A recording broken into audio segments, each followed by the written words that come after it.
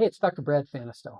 I've been a board-certified internal medicine doctor in hospitals and ICUs for 35 years, but now I teach doctors and patients how to treat chronic pain, chronic anxiety, other mood disorders, and chronic, hard-to-treat medical problems using a different set of tools. It's called mind-body medicine. Let's get started. Today, I want to talk about two ways that you can think about how emotions might be contributing to your chronic problem, whether that's pain or anxiety. And then after talking about those two ways, I want to show you a simple tool that anybody can try that can start getting these emotions out.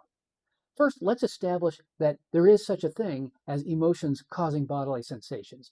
On a immediate level, it's kind of obvious. Have you ever blushed? That's an emotion causing a physical sensation. You ever gotten a squirrely stomach or GI problems on a stressful day? That's an emotion causing some physical problems. You ever got dry mouth, sweaty palms? These are emotions causing bodily sensations. This can happen on a low grade or even high grade chronic level all the time, and it can be unrecognized. What's going on? These are emotions that are what I call under your hood, and it's important to get them out.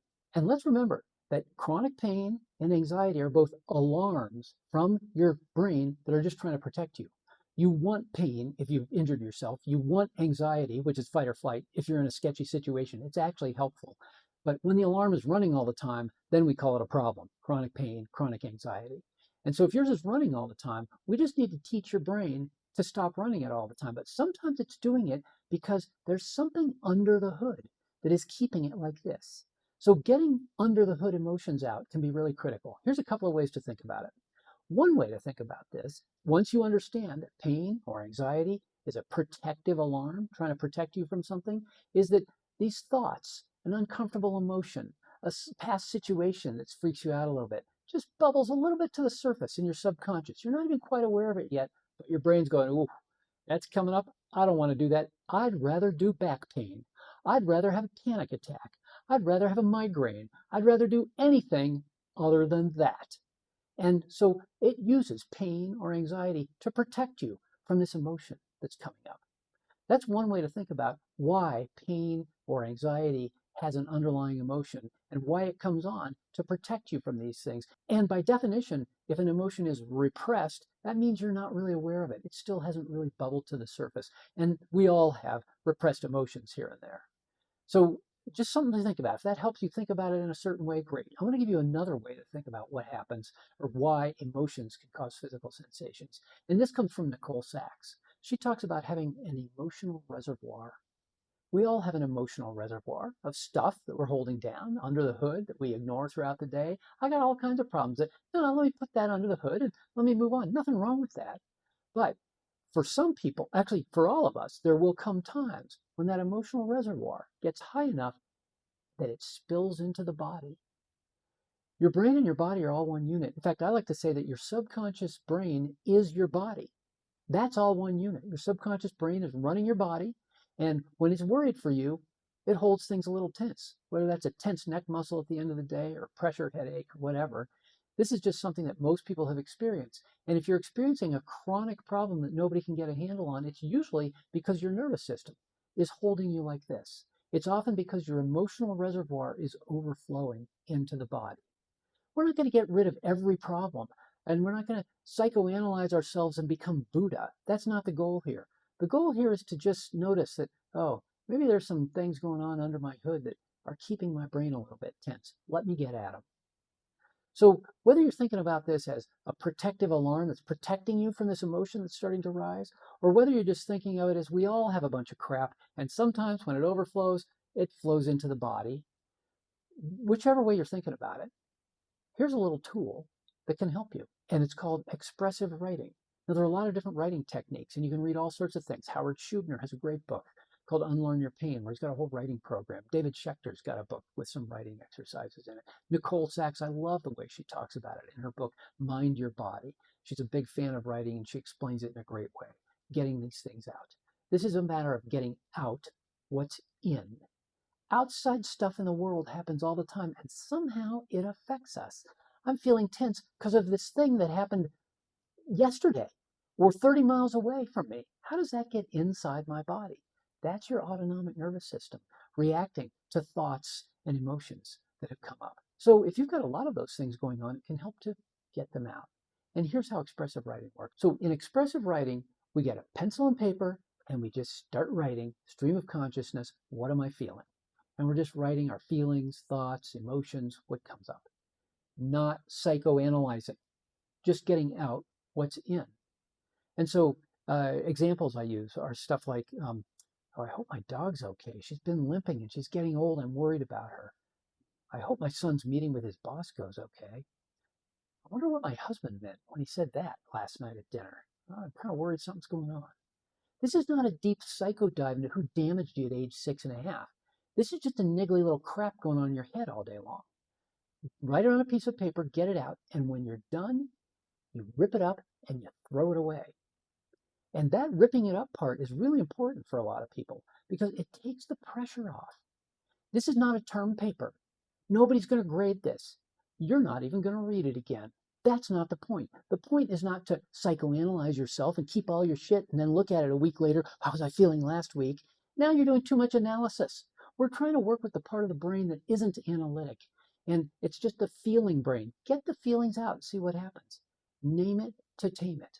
I have some people who find this difficult and they're like, and I tell them, well, you can just start with a couple of sentences and see what happens. I have other people who are like, are you kidding? Started with 2 sentences? You don't understand how my brain works.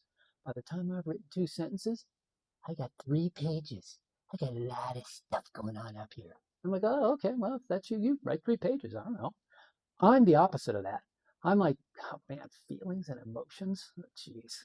What does that even mean? What am I going to write? So the first time I did this, I set my timer for 2 minutes. I had a watch with a timer. I set it for 2 minutes and I told myself, I'm going to just keep the pen going. I'm just going to write the words blah, blah, blah, if that's what comes out, but I'm just going to write stream of consciousness. I hit the button and I started writing. I'm supposed to write about feelings and emotions.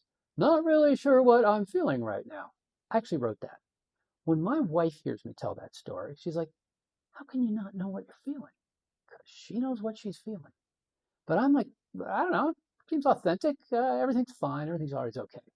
But when I let the pen go, all right, I'm worried about my son. I think he's smoking too much pot. And I'm kind of pissed off at my wife for trying to start a business at age 57. What the hell is she thinking about? It's a ton of busy work. It's not making any money, and it's totally screwing up our weekends.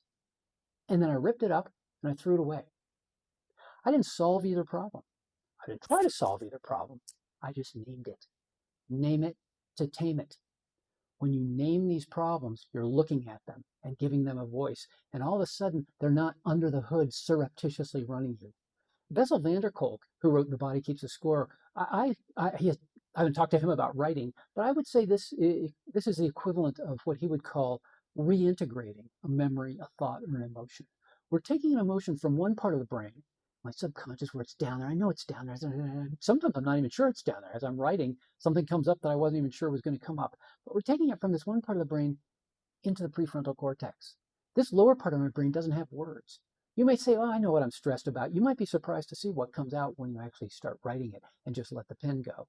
And we're moving things from the subconscious into the conscious brain, where it's no longer surreptitiously running you.